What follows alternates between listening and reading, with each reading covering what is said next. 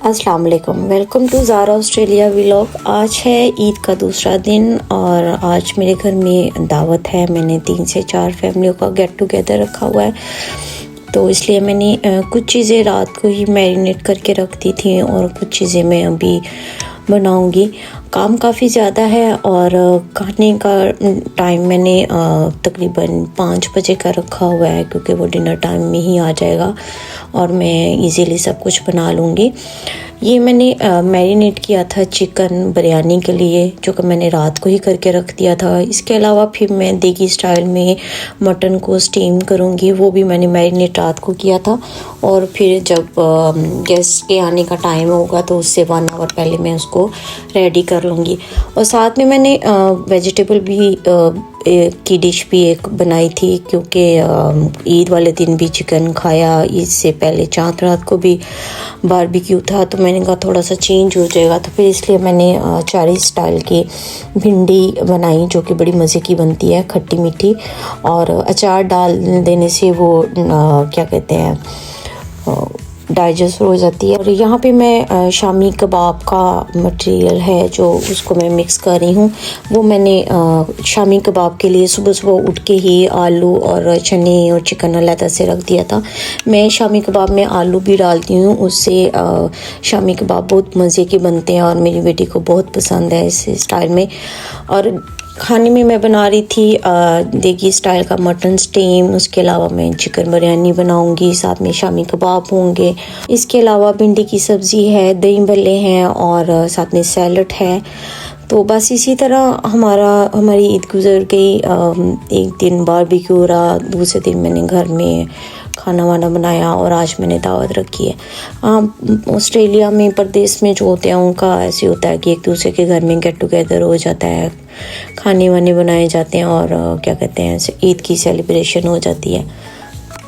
तो बस ऐसे ही था। मैं किचन में बिज़ी थी और ज़ारा और मेरे हस्बैंड जो थे वो घर के क्लीनिंग को देख रहे थे। और ज़ारा भी काफ़ी हेल्प कराती है। जब उसको कहा जाए ना कि ज़ारा आज हमारे घर में कोई आ रहा है, तो हमने इसको क्लीन करना है घर को, सारी चीज़ों को, और मामा की हेल्प करनी है, तो वो बहुत अच्छे तरीके से फिर हेल्प करवाती है। तो इसलिए मैंने उसको कह दिया था, तो उसने पहली बात तो ये कि उसने मैस नहीं किया, हर चीज़ का ख्याल रखा, और दूसरा ये कि साथ में हेल्प भी करवाई। तो यहाँ पे मैंने मटन को स्टीम करने के लिए रख दिया। मैंने रात को जो मैरिनेट करके रखा हुआ था, मैंने मटन को स्टीम करने के लिए ये प्रेशर कुकर में नीचे जाली रख के और दूसरा फॉल पेपर लगा के मैंने इसको रख दिया। 15 मिनट में ये बहुत अच्छे तरीके से पक कर तैयार हो जाएगा। वीडियो मैंने पूरी नहीं बनाई, क्योंकि मैं कुकिंग में इतनी बिजी थी कि मैं प्रॉपर तरीके से सब कुछ जो है नहीं कर सकी, नहीं तो मैं आपके साथ इसकी पूरी रेसिपी शेयर करती। और यहाँ पे मैंने स्टीम करने के बाद फिर इसको इस डोंगे में रख दिया था। ये कच्ची मिट्टी के डोंगा है, तो इसमें गरम करके मैंने इसको रखा, तो ये काफ़ी टाइम तक इसमें गरम ही रहा, ठंडा नहीं हुआ, क्योंकि इसको बार बार गरम करने से ये हार्ड हो जाता। इसलिए मैंने इसको इसी में रख दिया ताकि ये गरम भी रहे और इसमें स्टीम भी आती रहे। खाना तकरीबन सारा बन गया था। अब ये मैं दही भल्ले बनाने के बाद फिर मैं मतंजन बनाऊंगी, क्योंकि उसको पहले बना के रख देती तो वो ठंडी हो जाती है और उसको खाने का मज़ा नहीं आता। इसलिए मैंने सबसे एंड में उसको बनाया था। और मैं इसको तकरीबन फर्स्ट टाइम ही ट्राई कर रही थी। मुझे ज़्यादातर जो है देसी खाने ही पसंद है, तो मैं ज़्यादा उन्हीं की कुकिंग करती हूँ। फास्ट फूड और कॉन्टिनेंटल फूड जो है वो मुझे मतलब कम ही पसंद है। सो ये कि जिस चीज़ में ज़्यादा इंटरेस्ट हो या जो चीज़ ज़्यादा पसंद हो ना, तो फिर उसको बनाने में ज़्यादा मज़ा आता है। और दूसरा, मैंने ज़ारा को भी शुरू से ही देसी खानों की आदत डाली हुई है, ताकि आगे जाके मुझे प्रॉब्लम ना हो। शुरू से ही मैंने उसको ये सारे खानों का टेस्ट करवाया हुआ है, इसलिए वो इजीली खा लेती है। 2 दिन की ईद ये घर पे गुजर गई और वो भी किचन में। अब बचा कल का दिन, तो कल है ईद का फेस्टिवल, तो वहाँ पे जाएंगे। इसलिए क्या कहते हैं, मैंने आज दूसरे दिन ही अपने घर में खाने का अरेंज किया। तो यहाँ पे मैं मतंजन बना रही हूँ। ये मैंने क्या कहते हैं ट्राई की थी पहले भी, तो बड़ी अच्छी बनी थी। इस दफ़ा मैंने ईद पे इसको पकाने का सोचा, क्योंकि ईद वाले दिन तो सब सेवइयाँ खाते हैं। दूसरे दिन मैं सोच रही थी कि कुछ मीठे में डिफरेंट होना चाहिए, तो फिर मैंने मतंजन बनाने का सोचा। तो ये बहुत इजीली बन जाती है और खाने में इतनी मज़े की बनी थी कि सबको बहुत पसंद आई। मेरी कोशिश होती है कि मैं जो भी पका रही हूँ उसके लवाज़मात सारे पूरे होने चाहिए, तो फिर डिश बहुत अच्छी और मज़े की बनती है।